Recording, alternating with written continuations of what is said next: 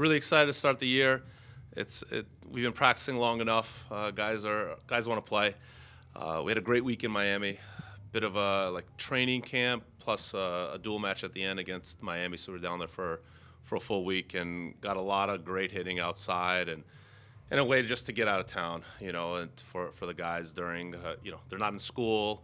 So it's a good opportunity to do some fun things. Went to a Heat game, went to the beach, a lot of team dinners, a lot of fun activities, and we can practice kind of at our own pace. There's no real time pressure to get to and from class and get to doing homework, so we can really feel like, kind of a pro tennis player for a week and take care of our bodies and take our time. So it was a great week. We got a lot accomplished. We played so much tennis, and then had a good match against Miami with a lot of random circumstances that we wouldn't really have with rain delays, playing on 4 courts, moving a match up to early in the morning at 8 a.m. And our guys handled it tremendously well, and that's going to lead us really well to playing at home this weekend. What did you see from your lineup against Miami, more specifically? 4 freshmen I saw. They were great. They were intense. They were ready to go for us to win the doubles point on the road, outdoors at Miami, and they've already competed. They played Georgia Southern the day before. They played some tournament play against some high-level teams 5 days prior, so they were primed. And our guys to get the doubles point right away. Freshman year is hard enough. Playing 4 freshmen out of 6 is very hard, and having them start in doubles when it's a sprint to 6 games was really fun to see them compete that well. So I was really pleased with their efforts. You expecting that to be a regular part of your lineup, or is that more of a trial run, get these guys into things right away, or maybe can you just kind of forecast what the season looks like for you as you look down the road? The plan was not to start 4 freshmen. We have 2 guys that were starters in the top 3 out of the lineup right now. So we have a big hole right now, but these guys are good. These guys are talented, and they made a lot of progress this fall. And so they kind of got thrown in the fire. But sometimes when you kind of have to get in and you don't think about, can I lose my spot? Do I have to earn it? You just go play. You can play maybe a little looser, and guys really responded well. And they'll learn a lot. That one match, they probably learned about a month worth of the season, and it's going to be great because now when we have DePaul at home, it's not going to be their first time again. So I was really pleased with that. Question? Danny, playing at home, for somebody who hasn't come to a Wisconsin or even a college tennis match, can you paint the picture and maybe talk about or speak to why having a crowd is valuable in tennis, what that can offer? Yeah, it's really easy to get louder in an indoor match. It's certainly not Wimbledon. You do not sit on your hands and clap politely. There isn't that old school tennis tradition that a lot of people think of tennis, which is understandable. You watch the pros and the umpires are telling the crowd to calm down, play's beginning. You can cheer as loud as you want. It can feel like college basketball as long as you're not going at the guys personally. But there's 6 courts going. You can be cheering. You can be behind court 2 and you can see court 1. They play a great point. You can hoot and holler and cheer for the Badgers and cheer for a good point. And it doesn't slow anything else down. Everyone has to adapt. So, and then indoors, you'll see the guys playing along the side of the court. If you watch a college basketball game, the bench matters, and you see that energy, and it affects everyone else who's playing. So, the bench get involved. It is fun. It is loud. It's vibrant, and we want the fans to be engaged, and that creates a home court advantage. We've been really good at home over the last 2 years.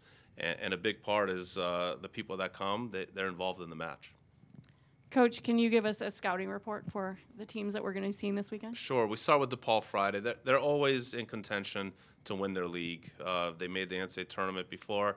They're always competing really hard. Matt Brothers does a great job. One of my former players was a GA there a couple years ago, so all of a sudden I see some of the same doubles tactics. So they're going to know how we play, and which will be good. And they played Michigan last weekend, so they're playing a lot of Big Ten teams, and so they'll have a match under their belt as well. But and then Notre Dame is always great. They've had a great program for a long time. They had an All-American last year.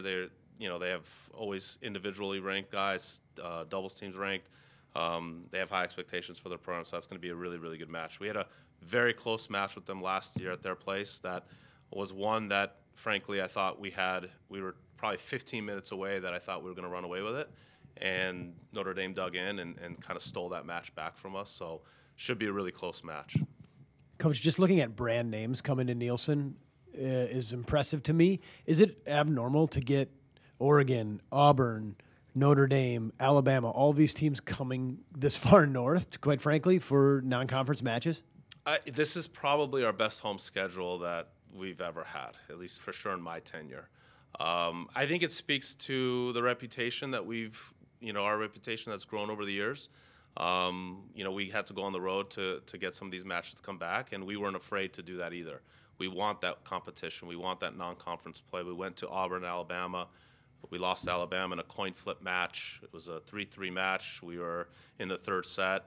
So I think over the years, we've proved to the country that we could be a good win for them too. It's not that they're coming here just to get an easy match. So the schedule's great. We have a lot of opportunities. The young team that we have, they have to learn very quickly, but I just think it's so exciting. It's amazing to play the teams that we're playing, and it makes practice a lot easier, that they know they have to be sharp every weekend. I asked Kelsey something similar to this, but with 4 new schools coming into the Big Ten next year, a lot of talk about how scheduling changes, how travel changes, things like that. What do you need to have addressed, or what would you like to see out of the Big Ten changing next season when it comes to men's tennis? We're playing everyone in the league, so we're doing a home and away. We've addressed some of the travel. We've already played Washington, Oregon over the years. This will be the 4th time we've played them in my tenure here. And we've always done home and away with them, and so that's kind of almost normal. They play indoors. The challenge is, I think, going to be for when we go play a couple more outdoor schools, and then the outdoor schools coming to play us in UCLA and USC. So not with the conference schedule getting much stronger, we have to maybe we taper a little bit in the non-conference schedule. Maybe we don't play 2 SEC teams because we're gaining 2 more national powers in UCLA and USC and Washington, Oregon. We're kind of used to, so that's not as big a change. So the 500 rule is a big one that every tennis program has to manage. But you also want ranked opportunities because it's strictly an RPI essentially at the end of the year to get in the tournament. So you want meaningful wins, but you got to be careful with the 500 rule.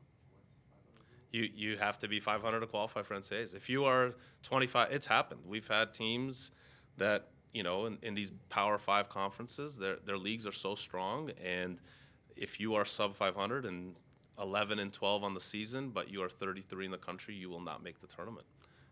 So you have to manage that, and sometimes you'll see some teams, including us, have a doubleheader on the schedule. You try to maximize your dates the best way you can. So, but again, I think competition is always exciting, and you have to rise to that occasion.